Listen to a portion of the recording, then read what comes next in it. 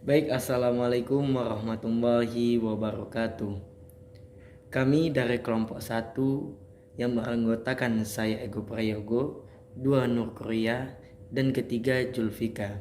Yang mana video presentasi kali ini kami akan menjelaskan munculnya peradaban tertua di Asia Selatan. Baik, untuk materi pertama saya akan menjelaskan awal mula peradaban lembah sungai di Indus.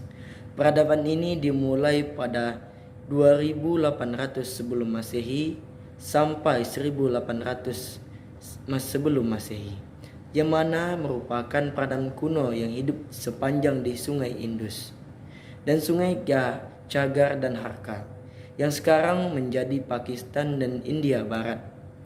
Kebudayaan ini berawal abad 19 atau tahun 1870, dimulai dieksplorasi oleh bangsa Inggris.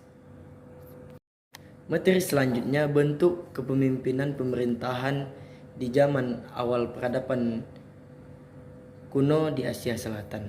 Yang pertama ada demokrasi. Demokrasi ini dibuktikan adanya tembok-tembok sepanjang 450 meter yang mana digunakan sebagai istirahat pasukan dan digunakan tempat limbung pada pertanian pada kepala itu, yang mana bisa disimpulkan oleh peneliti bahwasanya demokrasi sudah terjadi di peradaban kuno di Asia Selatan. Itu yang pertama. Yang kedua, tentunya pemerintahan dipimpin oleh oleh pendeta.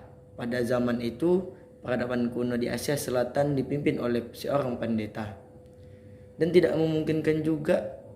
memungkiri juga peradaban Asia Selatan kuno pada zaman dulu bukan demokrasi saja tapi ada tirani.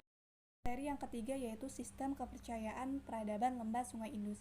Sama halnya dengan sistem kepercayaan bangsa Mesir dan Mesopotamia, tumbuh dan berkembangnya sistem kepercayaan masyarakat lembah Sungai Indus selalu berkaitan dengan lingkungan geografis tempat tinggalnya.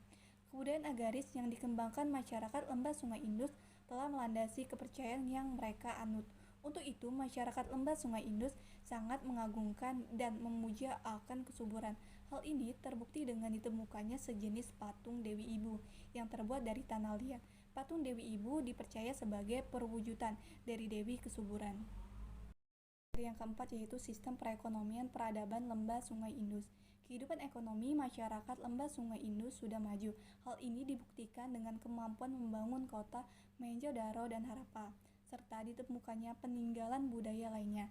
Masyarakat lembah Sungai Indus hidup dari pertanian dan perdagangan.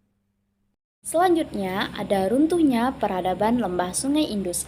Beberapa teori menyatakan bahwa jatuhnya peradaban Mohenjo-daro dan Harappa disebabkan karena adanya kekeringan yang diakibatkan oleh musim kering yang amat hebat serta lama, atau mungkin juga disebabkan karena bencana alam berupa gempa bumi ataupun gunung meletus, mengingat letaknya yang berada di bawah kaki gunung. Wabah penyakit juga bisa dijadikan salah satu alasan punahnya peradaban Mohenjo-daro dan Harappa.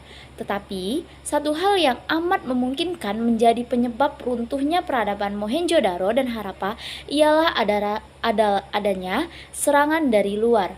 Diduga, serangan ini berasal dari bangsa Arya. Mereka menyerbu lalu memusnahkan seluruh kebudayaan bangsa yang berbicara bahasa Dravida ini.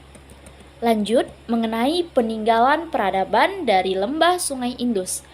Arca-arca patung, tarian gadis, dan juga tulisan piktogram menjadi beberapa bukti budaya Mohenjo-daro dan Harappa.